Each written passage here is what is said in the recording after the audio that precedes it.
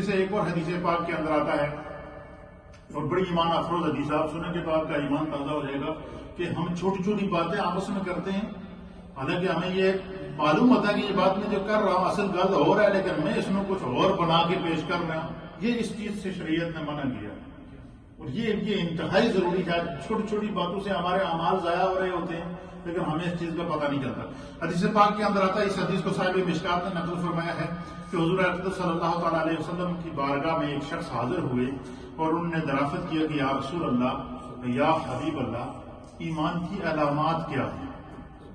پچھلی منڈے کو ہم نے آپ کی خدمت میں پیش کیا تھا کہ حضور سے صحابہ نے عرض کیا کہ یا رسول اللہ، ایمان کی حلاوت کیا ہے، مٹھاس کیا ہے؟ پچھلے ہم نے ایمان کی مٹھاس کو پڑھا تھا، اور اس حدیث میں صحابہ نے عرض کیا کہ یا رسول اللہ، ایمان کی علامت کیا ہے؟ تو نبی اکرم صلی اللہ تعالیٰ علیہ وآلہ وسلم نے فرمایا، اذا سرت کا حسنت کا۔ نبی پاک صلی اللہ علیہ وسلم نے فرمایا کہ ایمان کی علامات میں سے، ایمان کی پہچان اور اس کی علامت یہ ہے کہ اذا سرت کا حسنت کا، کہ جب تو نیکی کرے تو تیرے دل میں خوشی محسوس ہو۔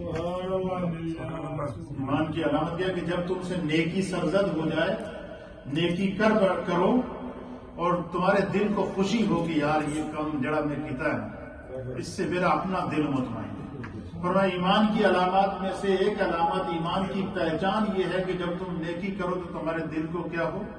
خوشی ہو۔ اور دوسری علامت کیا؟ حضور علیہ السلام نے فرمایا وَسَاعَتْ کا سَيِّعَاتُ کا فَأَنْتَ مُؤْمِنٌ۔ حضور علیہ السلام نے فرمایا کہ ایمان کی دوسری علامت یہ ہے کہ جب تھوڑے کو جو گناہ ہو جائے تو آپ کا دل مطمئن نہ ہو، دل کے اندر کھٹکا پیدا ہو جائے، دل میں دکھ پیدا ہو، دل کے اندر پریشانی پیدا ہو۔ نیکی کرنے سے دل میں خوشی پیدا ہو اور گناہ کرنے سے دل کے اندر کھٹکا پیدا ہو، تو اللہ کے حبیب نے فرمایا فَأَنْتَ مُؤْمِنٌ، سمجھ لو کہ یہ تو سچا مومن ہے، وہ ایمان کی علامت ہے۔ پھر اس شخص نے عرض کیا کہ یا رسول اللہ، گناہ کی نشانی کیا ہے؟ گناہ کی نشانی کیا ہے؟ تو اللہ کے حبیب علیہ الصلوۃ والسلام نے فرمایا اذا حاک فی نفسک شیء فدعہ۔ حضور علیہ الصلوۃ والسلام نے فرمایا کہ گناہ کی نشانی یہ ہے کہ اذا حاک فی نفسک، جب کوئی چیز تیرے دل کو کھٹکے، جب کوئی کام کرنے کے بعد تیرے دل کے اندر کھٹکا پیدا ہو کہ گل کچھ صحیح نہیں ہے، دل کے اندر کھٹکا۔ اور یہ پکی بات ہے کہ کوئی بھی بات جو خلاف واقعہ ہو، یا کوئی بھی بات جس کے اندر جھوٹ کی علامت شامل ہو، یا کوئی بھی بات جس کو جھوٹ موٹ بنا کے بنایا گیا ہو، وقتی طور پر تو آپ دوسرے بندے کو مطمئن کر دیں گے، لیکن ایک مفتی ہر انسان کے اندر بیٹھا ہے اور وہ نہیں مانتا۔ اور صحابہ نے عرض کیا کہ یا رسول اللہ، گناہ کی نشانی کیا ہے، اس کی علامت کیا ہے؟ تو حضور نے فرمایا اذا حاک فی نفسک شیء فدعہ،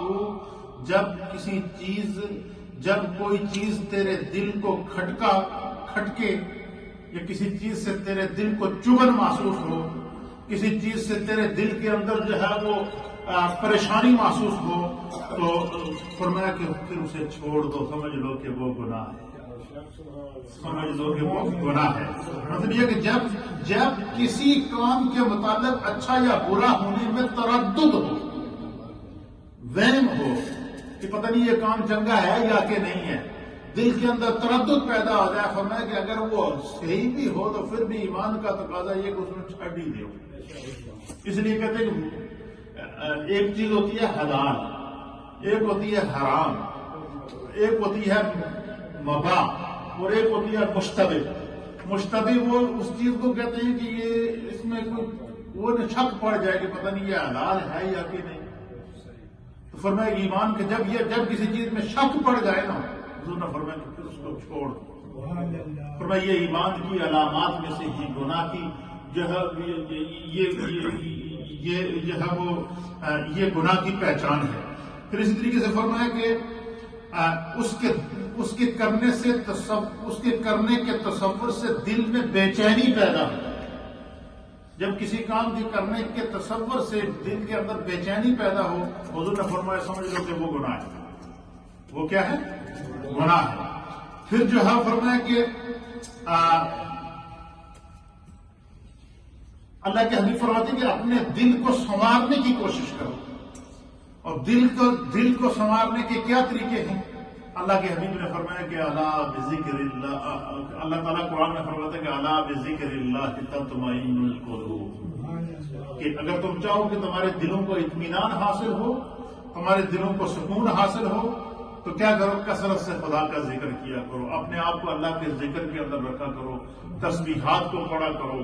پھر جو ہے وہ اپنے اگر اور یہ بھی اللہ کے حبیب علیہ السلام نے اس طرح اشارہ کیا، اور خود اللہ نے قرآن کے اندر اس طرح اشارہ دیا کہ مثلا ہر آدمی یہ چاہتا ہے کہ میں بری صحبت چھوڑ دوں، بری سوسائٹی چھوڑ دوں، گناہ کی زندگی چھوڑ دوں، اور